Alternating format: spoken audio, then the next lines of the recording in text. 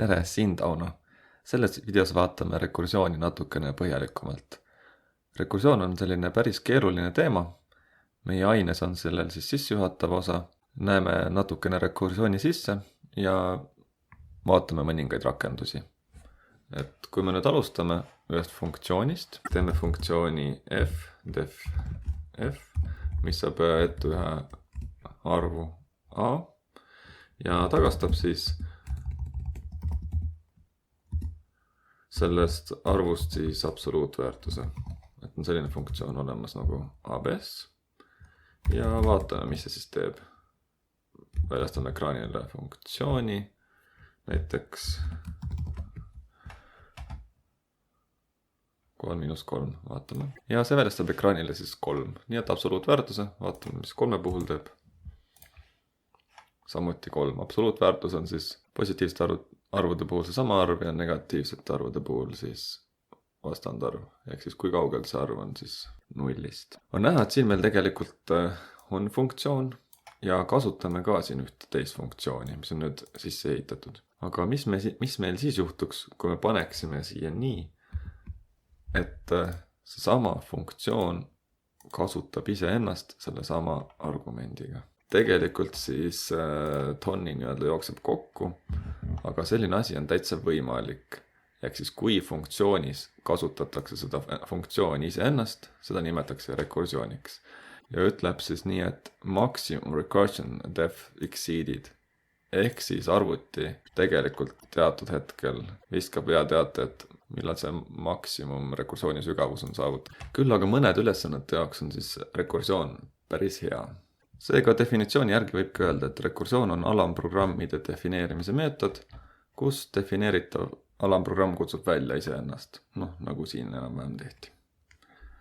Nüüd, kui me võrdleme seda tsükliga, siis sarnaselt tsüklile rekursioon võimaldab siis kirjeldada korduvtäidetavaid protsesse, küll aga üldjuhul siis rekursioon on võimsam kui iteratsioon, ehk siis tsükkel. Et tsükli direktiivi saab modelleerida siis rekursiivsete funktsioonidena, see on täitsa võimalik, aga rekursiooni saab modelleerida siis tsükli direktiividega juhul, kui võetakse siis appi magasin. Rekursiooni siis kasutatakse suhteliselt laialdaselt programmeerimises, eriti just teoreetilises arvutiteaduses. Matemaatikas on olemas rekursiivsed võrrandud, aga näiteks keeleteaduses, muusikas, kunstis ja nii edasi. Hea näide on see, kui mikrofoniga minnakse liiga lähedale kõlarile, tekib selline vile, kus siis kõlarist läheb heli mikrofoni ja mikrofoni kaudu uuesti kõlarisse ja tekib selline nii-öelda rekursiivne moment. Ja ka televiisori filmimisel näiteks või ekraani filmimisel, kui te näete näiteks televiisorist seda filmitavat televiisorit. Ja matemaatikas on näiteks fraktalid, sellised korduvad kujundid, mida sisse suurendades on kogu aeg need kujundid samasugused. Aga vaatame siis seda rekursiooni. Et natukene siis meenutab see tsüklit, et mingit tegevust tehakse korduvalt, aga arvutiteaduse mõttes on tegelikult võimsam kui siis iteratsioon ehk siis tsükkel. Vaatame sellist näidet nagu faktoriaal. Et siin on siis tehtud tsükliga ja kasutades iteratsiooni. Siin on funktsiooni nimiga faktoriaal iter. Iteratsioon on siis selline, kus me kasutame siis sellist i-d, mida suurendame siis nii-öelda ühe võrra. Ja faktoriaal on siis kokkuleppel selline arv, märgitakse hüüumärgiga. Ehk siis näiteks n faktoriaal on siis n korda n-1 korda n-2 ja nii edasi. Näiteks 4 faktoriaal on siis 4 korda 3 korda 2 korda 1. Ja kokkuleppel siis 0 faktoriaal on ka 1. Selline näide, mis on tehtud tsükliga. Väljastame ekraanile, print faktoriaal iter ja paneme näiteks 4 faktoriaalisi. Ja näeme, et see on 24. Teine võimalus on siis faktoriaali leida ka rekursiooni abil. Ehk siis tuletame meelde, faktoriaali me nüüd siis teame, näiteks 4 faktoriaal on siis 4 korda 3 korda 2 korda 1. Aga me saame faktoriaali ka selliselt märkida, et faktoriaal on 1, kui n on 0, ehk siis 0 puhul. Ja vastasel juhul on siis n korda siis n-1 faktoriaalis. Ehk siis 4 faktoriaalis on 4 korda 3 faktoriaalis ja 3 faktoriaalis on selle definitsiooni järgi omakorda 3 korda 2 faktoriaalis ja 2 on omakorda 2 korda 1 faktoriaalis, kuni see n on suurem kui 0. Kuidas see siis siin rekursjoonis töötab? Ehk siis olen teinud siin faktoriaalrekursiooni ja rekursiooni puhul on siis baas. See on see siis, milleni ulatub, nii nagu meil enne siin kuni n on 0. Ehk siis seda n hakatakse vähendama kuni n on 0. Näiteks 4 puhul 3, 2, 1 ja 0 puhul siis tagastatakse 1.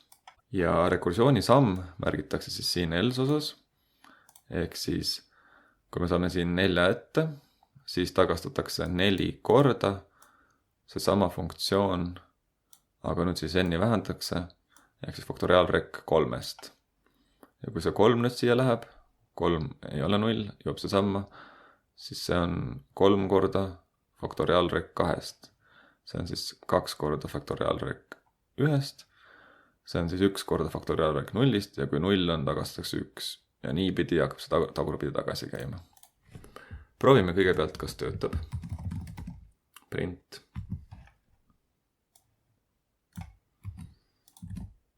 Võtame samamoodi 4. 24 tõesti. Ja vaatame nüüd sammhaaval. Nii et hakatakse siis seda funktsiooni täitma argumendiga 4.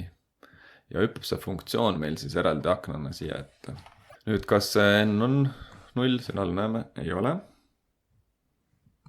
Siis minnakse siia else osasse ja tagastatakse siis 4 korda. Ja see on siis faktoriaalrekursioon kohal 3. Avaneb uus aken selliselt, nii et iga selle kihiga siis avaneb meil siin praegu üks aken. Kas 3 on 0? Ei ole, nii et see on 3 korda faktoriaalrek kohal 2. Nüüd vaadatakse 2-ga, kas 2 on 0? Ei ole, see on siis 2 korda faktoriaalrek 1. Kas 1 on 0? Ei ole, nii et see on siis 1 korda faktoriaalrek kohal 0. Ja nüüd hakkab siis huvitav koht. N on jõudnud 0-ni ja nüüd tagastab siis see, me näeme siin juba 4, 3, 2, 1, 0. Seekord vastab tõele ja see viimane funktsioon tagastab siis eelmisele funktsioonile 1. Nii et see eelmine siis on 1 korda 1, tagastab ka üle-eelmisele 1. Nüüd see on siis 2 korda 1. Tagastab 2. Nüüd see enne seda oli 3 korda, nüüd see on 2. Mis on 6. Tagastab siia ja viimasel järelejäänud kihil, mis oli alguses esimene kiht, on nüüd 4 korda 6. On 24. Nii et tulebki 24. Päris huvitav. Vaatame veel ühte näidet. Nii. Võite mõelda, mida see programm siin teeb. Taaskord on tegemist siis rekursiivse funktsiooniga. Ja paneme selle tööle. Kuna see midagi ekraanile ei väljasta, paneme lihtsalt funktsiooni start-nii.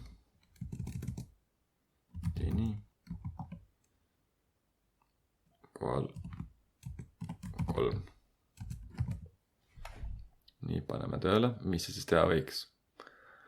No mõtleme 3, kas 3 on suurem kui 0? Ja väljastatakse midagi ekraanile. Magatakse 1 sekundi ja siis taaskord sama funktsiooni kasutatakse n-3 ehk 2.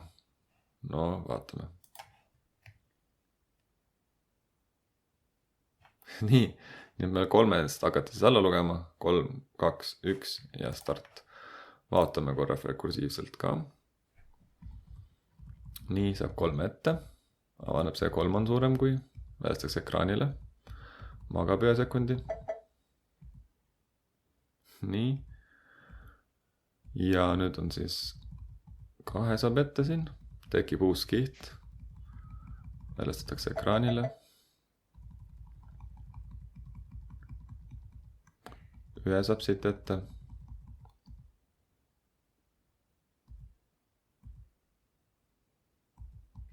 Ja nüüd, kui see on 0-ni jõudnud, vaadatakse taaskord ja enam 0 ei ole, nii miks L osasse ja väljastatakse ekraanile start.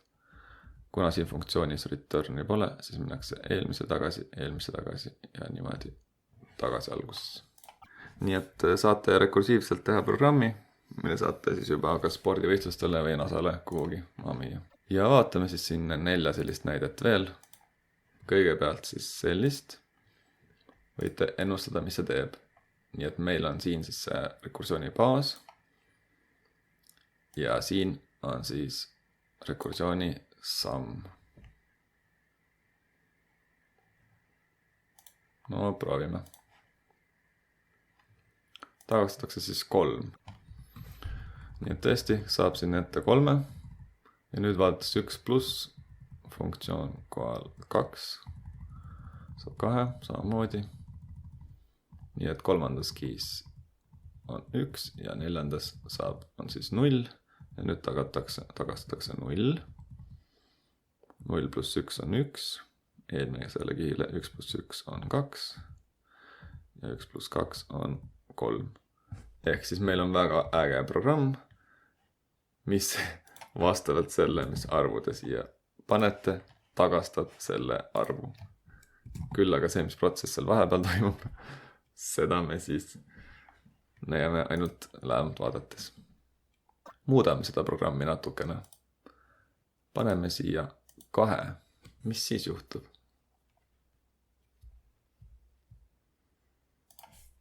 No vaatame. Samamoodi 2 pluss funktsioon kohal 2. 2 pluss funktsioon kohal 1. 2 pluss funktsioon kohal 0. Tagastab 0. Ja ta hakkab tagurpidi siis liitma 2 pluss 0. 2 pluss 2. 2 pluss 4. Nii et vastus on 6. Ehk siis selliselt saame programmi, mis tagastab selle arvu 2-kordse väärtuse. Kuigi me saaks teha lihtsalt programmi return 2 korda see arv, siis nii me saame rekursiooni siis vaadata. Nii et tulete meelde, see on siis rekursiooni baas ja see on siis rekursiooni samm. Vaatame ka siis 3. näidet, kus meil on siin lihtsalt seda funktsiooni kasutatud, mis see siis teha võiks. Vaatame. Ja 0. Miks see on siis 0? Noh, vaatame sammhaaval. Saab 3 ette. Funktsioon kohal 2. Funktsioon kohal 1. Funktsioon kohal 0. Ja tagastatakse siis 0, 0 ja 0. 0 kõige lõpuks algusesse tagasi. Ja vaatame viimast varianti. Mis siis see funktsioon teha võiks? Et see käsklus siis võtab reavahetuse ära ja asendab selle siis tühikuga. Ja mis see siis siis on? See on siis täisosaline jagamine. Näiteks 5 kaldkriips 2 on 2 jääk 1, siis see on 2. Ma proovin tavaliselt käima panna. Oi, mis siin nüüd juhtuma hakkas?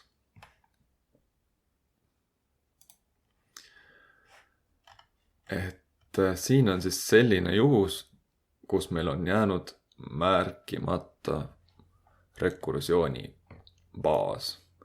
Meil on küll siin samm, et kogu aeg jagatakse 2-ga, jäetakse alles siis täisosa. 9 jagatud 2-ga on 4,5 jääb 4 alles. 4 jagatud 2-ga on 2, 2 jagatud 2-ga on 1. Ja siis 1 jagatud 2-ga on 0,5 jääb 0 alles. 0 täisosa, siis jagatud 2-ga on 0. Nii et selline oht on siis, kui jääb rekursiooni baas märkimata. Tuleta meelde, siin oli meil see baas olemas siis. Õnneks meil siis rekursiooni samm oli ilusti vähenev, aga lihtsalt see baas, millal see ära lõpeb, oli määramata. Küll aga võib ka vastupidi juhtuda. Et kui teil on see baas, aga te ei vähenda rekursiooni sammu, siis võib samamoodi minna lõpmatuse tsüklisse. Ja sellisel juhul on viga siis selles sammus, et et see ei vähene või suurene vastavalt selle arvuni, mida kontrollitakse. Või vahel näiteks, kui me lahutaksime siit 2, võib juhtuda, et n kordub 0 ei olegi kunagi. On näiteks -1. On näiteks 1 ja -1, siis võib juhtuda ka, et tekib lõpmatu rekursioon. Ja vaatame siis seda näidet. Ja siin näites siis ongi nii, et baas on meil ilusti olemas, aga nüüd siin näites sammu ei ole määratud, et alati nüüd jookseb kokku ja on näha, et ta senimaani siis jooksutab, kuni siis jõutakse rekursiooni maksimumsügavuseni.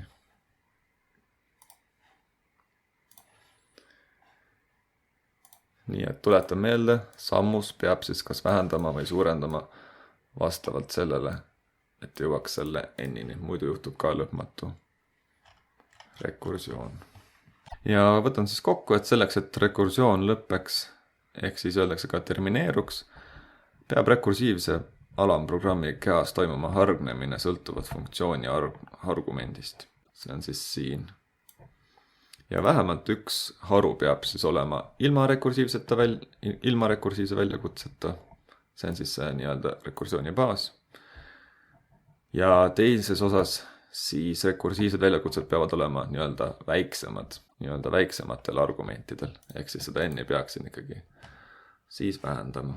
Ja siin on siis selline näide olemas, kus on siis rekursiooni baas ilusti määratud ja samm ilusti määratud.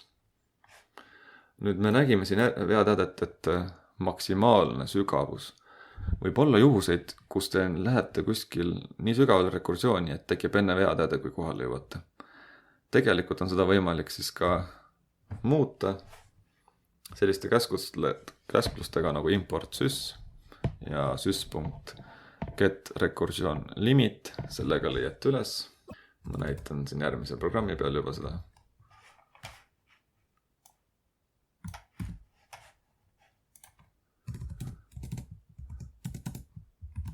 Et siit sellega saate siis vaadata, mis see limiit on. 3000 ja võite siis seda vastavalt suurendada või vähendada selliselt. No, näiteks paneme väiksemaks.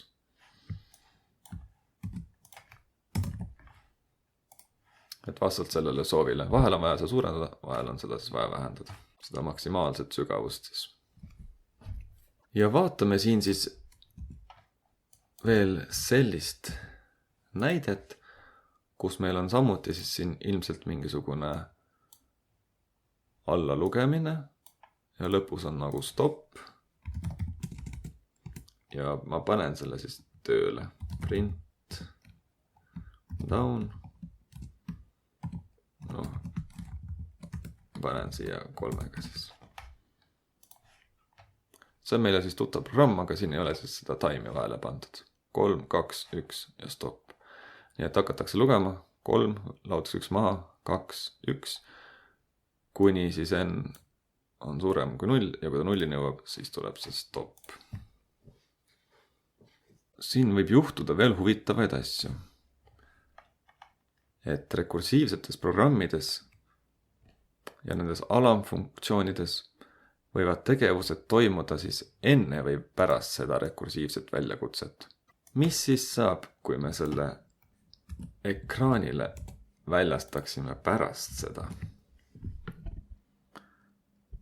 Alustame 3-ga. 3 on väiksem kui 0, ei ole.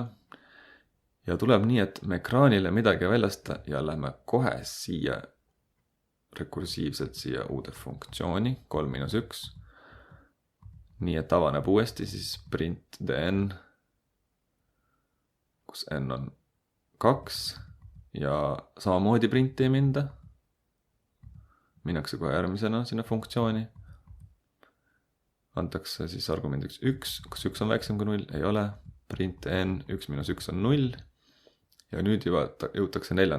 nii-öelda kihti, kus vaadatakse 0 on väiksem võrdne 0-ga ja väljastatakse ekraanile stop. Ja mis nüüd juhtub? Kuhu jäid 3, 2, 1? Nüüd minnakse eelmise funktsiooni juurde tagasi, nii-öelda eelmise akna juurde. ja siin siis minnakse siit viimase funktsiooni väljakutsumist edasi ja väljastatakse ekraanile siis 1. Nii, siin oli N2, funktsioon tehti ära, väljastatakse ekraanile 2. Siin oli N3, vaadati siis rekursiivne osa ära, N on 3 ja lõpuks siis jõutakse siia programmi lõppu. Aga mis siis juhtub, kui me paneme selle siia algusesse ka ja siia lõppu? No mõelge. Me vaatame selle sammhaaval üle. Nii et samamoodi tuttav asi. N on 3, väljastatakse 3 ekraanile ja minnakse nüüd sinna järgmisse aknasse, siis väärtusega 2. Väljastatakse ekraanile, järgmise aknasse väärtusega 1. Väljastatakse ekraanile ja viimasesse siis väärtusega 0.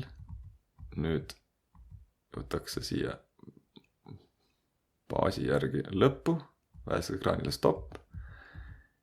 Ja nüüd eelmisel funktsioonis siis eelmises aknas jätkatakse, väljastatakse ekraanile 1. Siin jätkatakse eelmises aknas, väljastatakse uuesti ekraanile 2 ja siin uuesti ekraanile 3.